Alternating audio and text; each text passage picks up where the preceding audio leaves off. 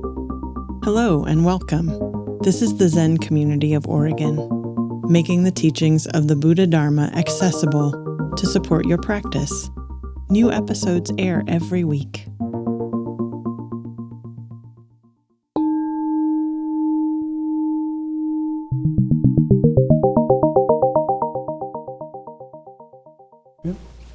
Thank you.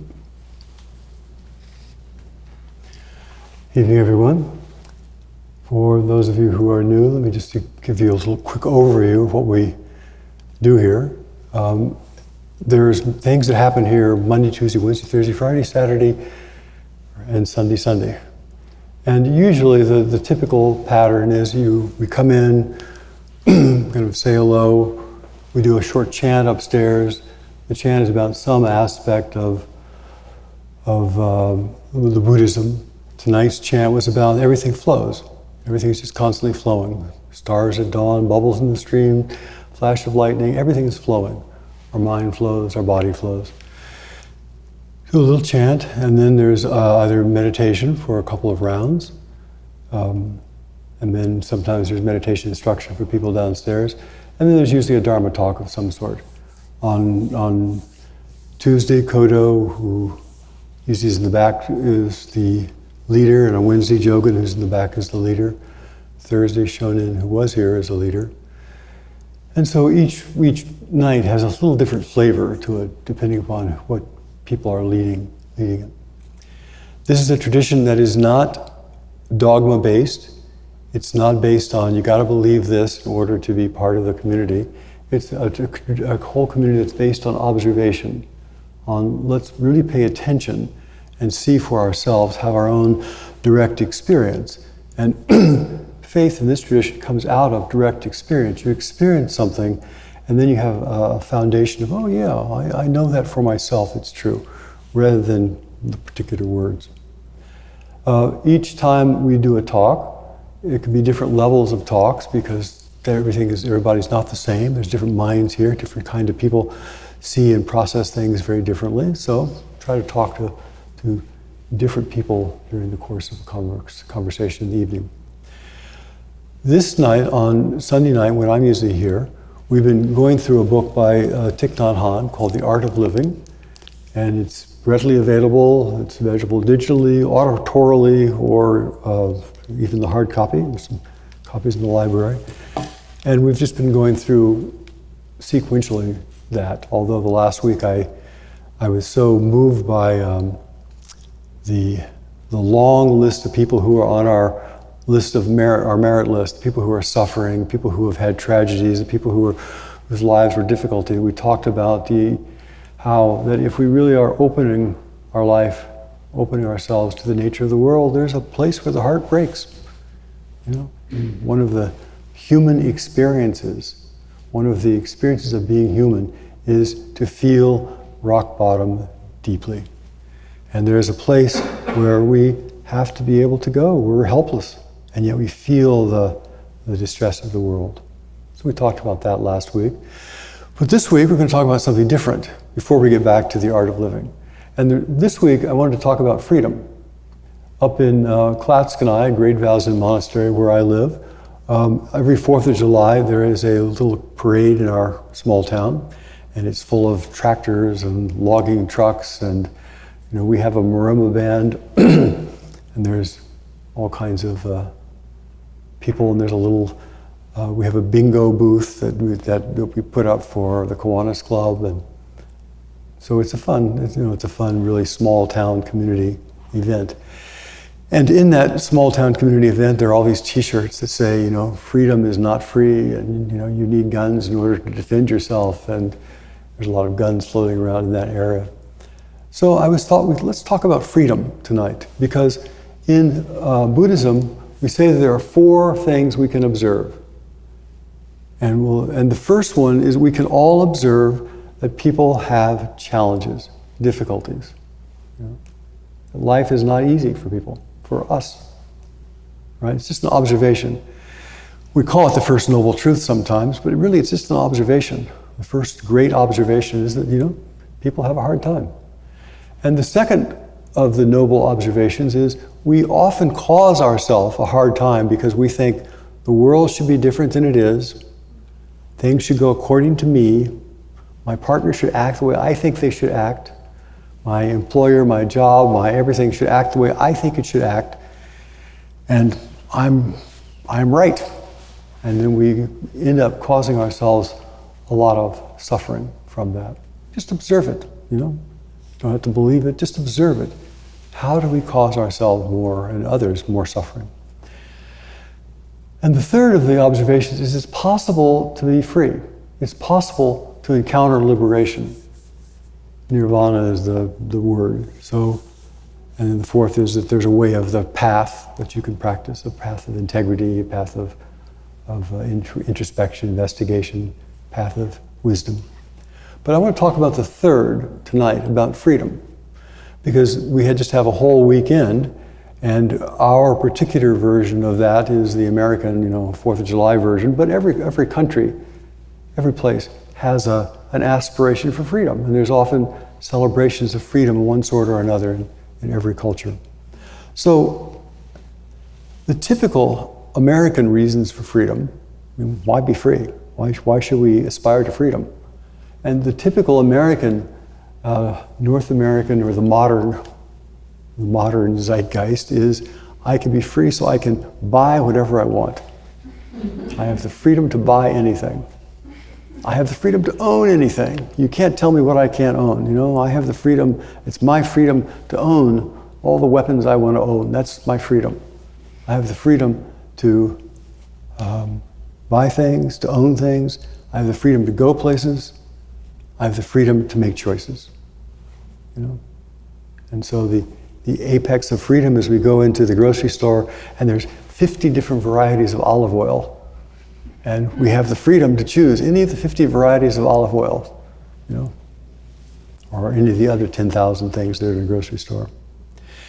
And as a culture, I think we hope that these kind of freedoms will lead to an ease, lead to a freedom from suffering, will lead to some peace, will lead to satisfaction, will lead to a reduction of the stress and tension of life. And despite despite the observation that they don't, we keep hoping.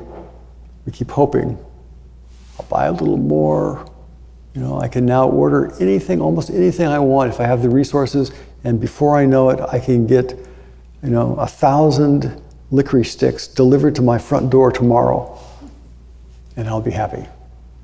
And so in that endless search for happiness and freedom and satisfaction, people just keep pushing buttons and clicking, and the trucks are in full gear delivering stuff.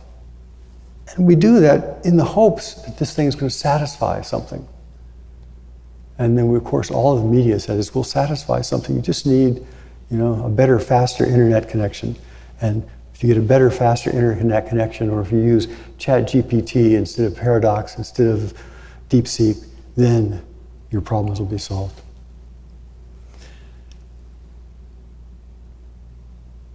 But if we're looking carefully with observation, if that were the case, this should be the happiest, most free, satisfied country in the history of the globe. If that really were the case. And yet, it's not. There was an article in Time magazine, Time is still being published in some places, on we have reached the apex of therapy, and yet the country's mental health has continued to go down. The number of people who say they're happy and satisfied with their lives is reduced. We have more medications and more therapy and more psychiatry and more. We have saturated ourselves for the last 100 years. And yet, if you look at the basic satisfaction and peace people have, it's not growing commensurately. So, in this tradition, we say, let's look at something, let's observe something that's a little bit more fundamental.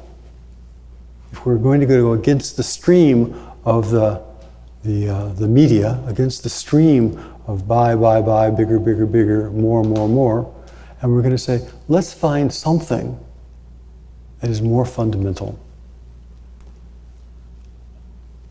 If we don't, then we begin, as Thoreau said, living lives of quiet desperation. We're unhappy, we feel kind of broken inside, and we keep, what is it? What can I do? What can I do?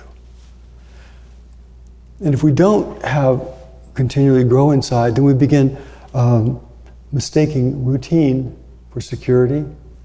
We begin mistaking opinions for the truth. We begin mistaking that everybody who is marching in step, we begin mistaking that for security and safety. We begin mistaking that agreement is truth, agreement is security, agreement is alignment, and it's not. The Dalai Lama calls awakening, here's his definition of it, the liberation that we call awakening, the liberation that we call enlightenment.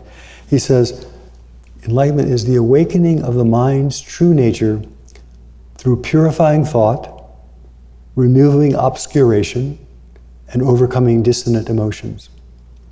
It's a state of irreversibility achieved by cultivating wisdom and compassion. He likens the process to a farmer preparing soil for seed. So in the Vajrayana, and from this particular perspective, the Dalai Lama is talking about spiritual practice is about cultivation. It's about slow growth. It's about preparing the soil and planting the seeds and watering and nurturing and weeding. It's about watching things grow and then harvesting and then processing. And then if you do all of that, then you end up with, rice or oil or whatever your product is. And so from that perspective, spiritual practice is a slow, ongoing investigation, a slow, ongoing refinement. Our mind has got all these old habits of negativity, of judgment, of criticism, and we little by little learn to see through them. Little by little we learn to let them go. Little by little we learn to become more and more compassionate. Little by little we begin to see the interconnection of all life and see that we are never alone. Now in the Zen Buddhist tradition, which is our particular tradition, for those of you, there are 3 or 4 fundamental Buddhist traditions. There's the Theravadan tradition, which is kind of the foundational Buddhist. All Buddhism has that as a foundation. There's Mahayana Buddhism, which is about compassion and loving kindness. And the Zen tradition is part of that Mahayana tradition, compassion, loving kindness. And there's the Vajrayana tradition, which is a different version of the slow path I just talked about. The Zen and Dzogchen are 2 that really talk about that the basic place of freedom is to realize for ourselves, with our own direct eye, the non-dual. To realize what is always, always present. Regardless of what the mind thinks, it's always present. To actually have a direct, visceral experience of that. Now, that particular view is called the sudden school. That we have, the analogy is you're having a nightmare and you're thrashing around and you're being chased by bandits, and suddenly you wake up and say, oh, it's a dream. And that waking up is the analogy for a sudden, direct experience of the inherent liberation that is our nature. The other analogy is that you're outside, you don't have a raincoat, it's misty, and you're walking, and little by little you get saturated, little by little your clothing gets wetter and wetter. Little by little you absorb the moisture from the air. And so little by little we become awakened versus the sudden. Both are true, of course. There's no shortcut to spiritual maturity. Now, in liberation, in freedom, in finding satisfaction, there are different levels. So if we're out on a hot day and suddenly somebody offers us a cool drink or some ice cream, or there's a sense of pleasure. Great, hallelujah. If we are got a lot of debt and suddenly it gives us some money and suddenly we're free from debt, oh, how great, it's wonderful. You know? If we are been living on a shoestring budget and suddenly we have some extra money and can go out to eat and go to a place that really is satisfying to us, oh, it's really great pleasure. That kind of freedom, that kind of pleasure is great, wonderful. But it's also short-lived. You know, no matter how great the meal is, it's over before you know it. No matter how much debt we get rid of, we manage to accrue more debt. You know. Or the big thing I see around is people mistake excitement and thrills for happiness. So if excitement and thrills were the foundation for happiness, then Disneyland and like places should make the whole country tremendously happy. You go to Disneyland, you get your bolt of fantastic thrill and excitement and happiness, and your life is transformed, and you live at ease and in connection with all things from then on. But excitement is not the kind of happiness we talk about, because excitement is I go up and I feel really thrilled and I feel yes, yes, yes. But then it changes. And we go back down. Thrills are great, you know. If you like riding roller coasters, please. But that excitement of the roller coaster, that excitement of a new relationship, that excitement of a new car, that excitement of something new, enjoy it. But know it is going to be temporary. The relationship will morph, the relationship will change, the car will age, things will fall apart. You know, the next day always comes. So, when we talk about liberation in this particular tradition, we say, okay, how can we find a liberation? How can we find a freedom that is deeper, more lasting, more fundamental than the thrill of the chase, and the thrill of the thing, the thrill of the roller coaster?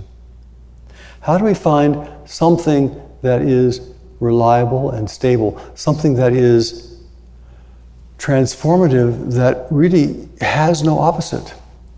One of the Dalai Lama's definitions, he says, it's a state of irreversibility achieved by cultivating wisdom and compassion.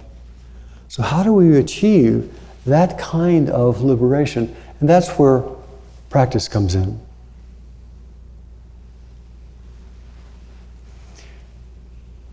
One of the ways that we do that, of course, the meditation that we do is a tool. It's not the end, it's a tool. It's a tool for helping us to work with our minds. Our minds have the ability to cause enormous suffering to ourselves and others.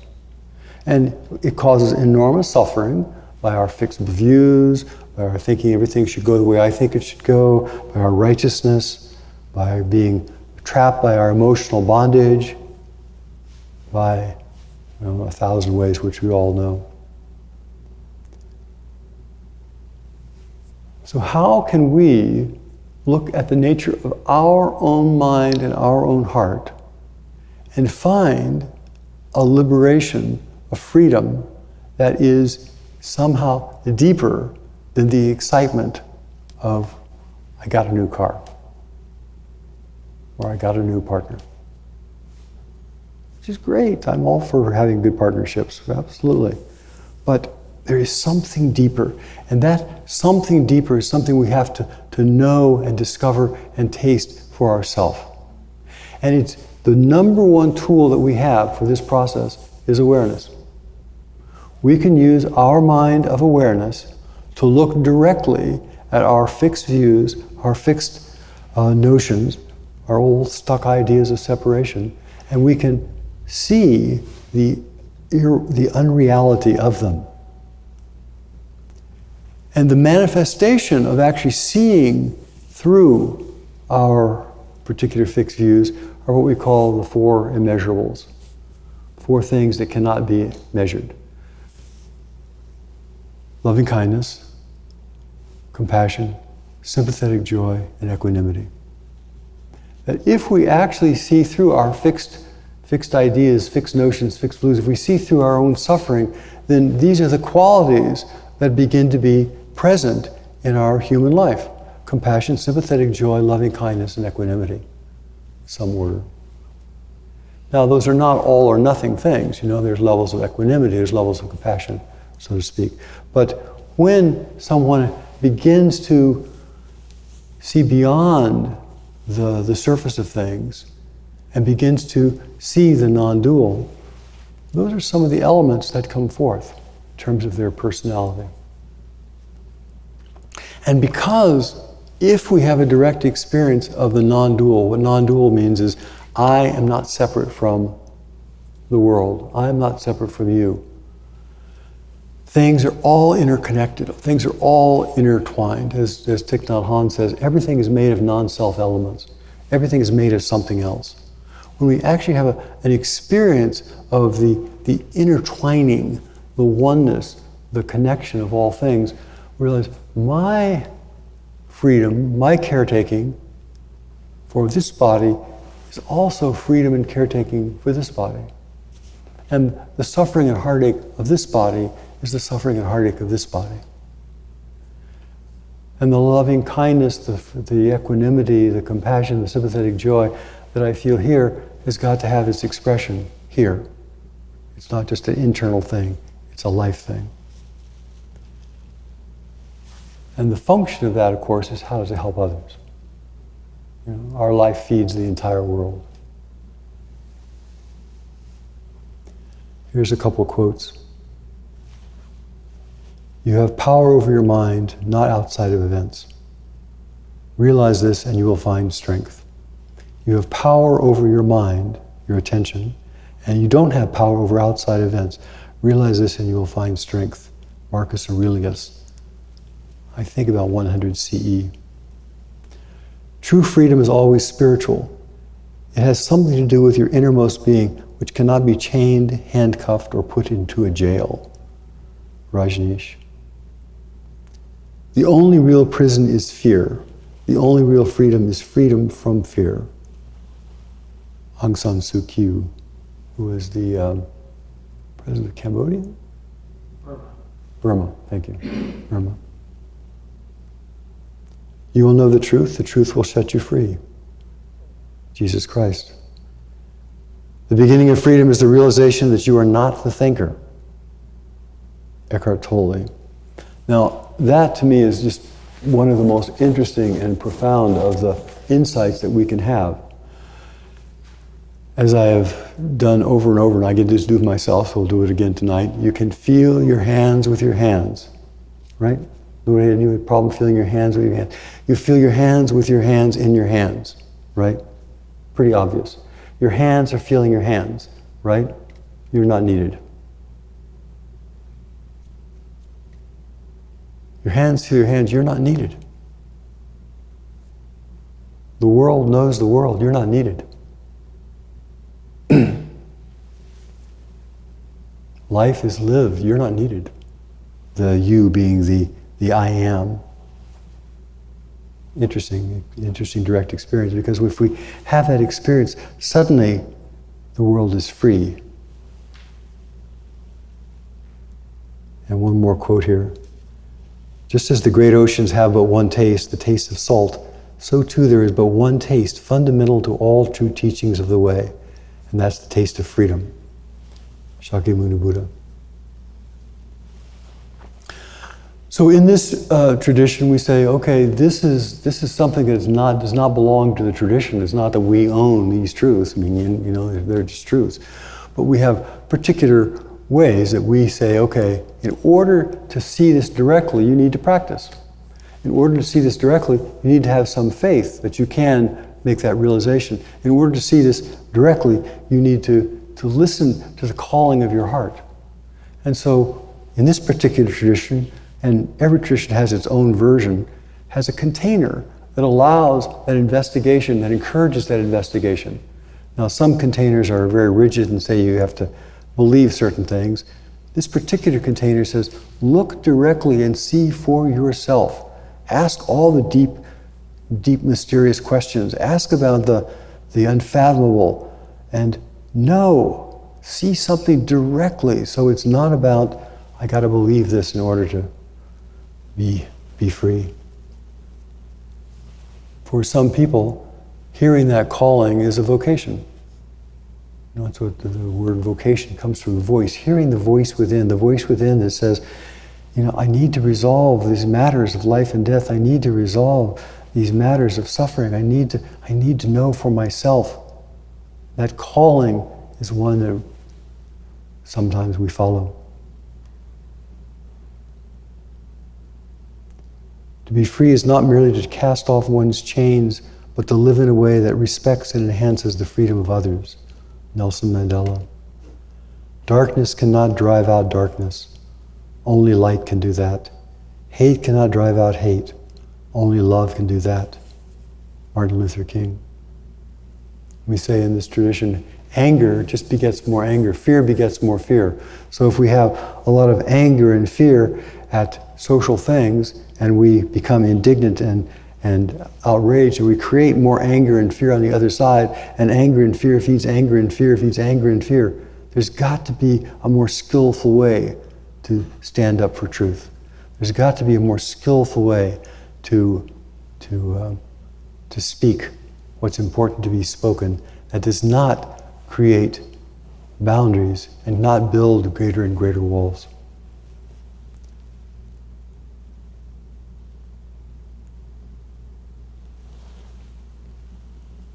The most important kind of freedom is the freedom to be what you really are. Jim Morrison of the Doors, thank you. I just thought that was... Because everything else is an illusion. So why bother this investigation? Why go down this path?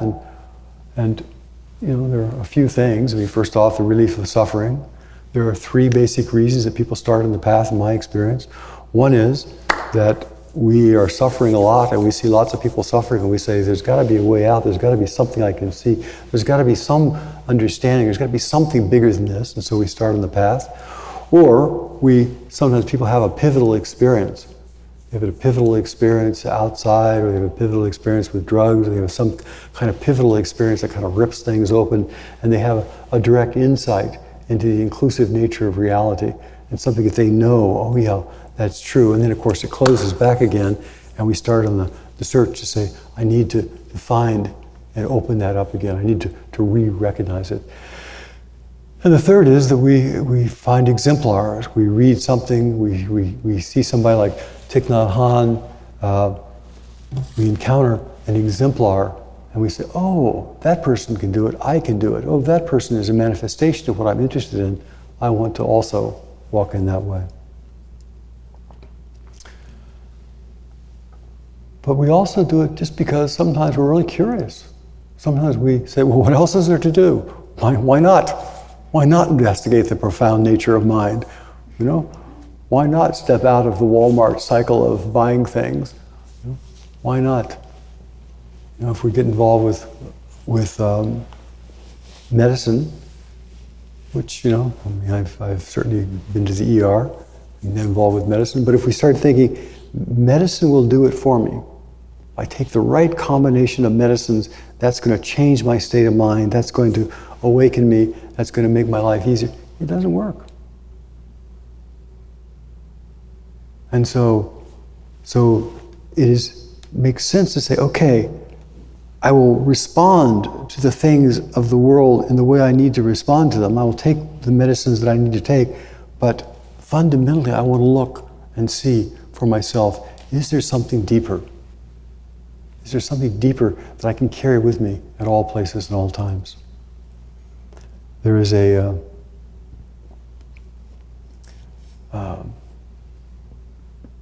koan. A monk goes to a great master named Joshu and says, you what's the highest truth of Buddhism? And the master says something like the oak tree in the garden, the fir trees in the forest. He says, is that really it? He says, what's the highest truth of Buddhism, the highest truth of life? Oak tree in the garden. He says, is that really it? Tell me, what is the essence? And he says, it's alive. It's alive. It's alive. And that it's alive is our life. In a way we could say that to really see the essence of what is it that's alive right here, that's alive.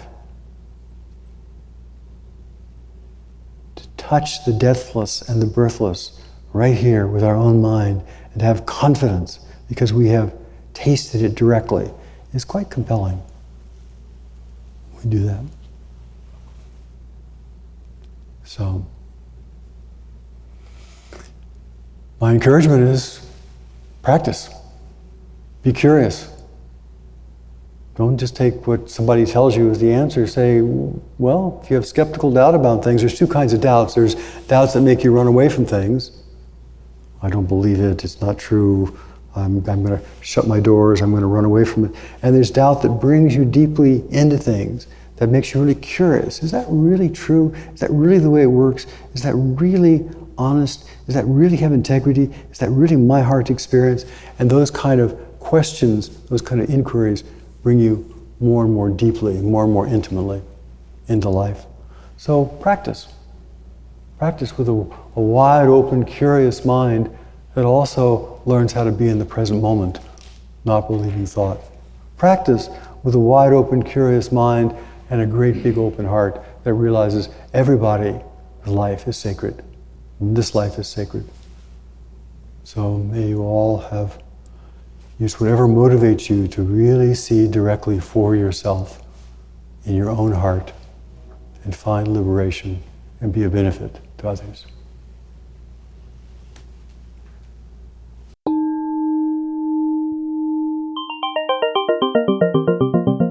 Thank you for listening to the Zen Community of Oregon podcast, and thank you for your practice. New episodes air every week. Please consider making a donation at zendust.org. Your support supports us.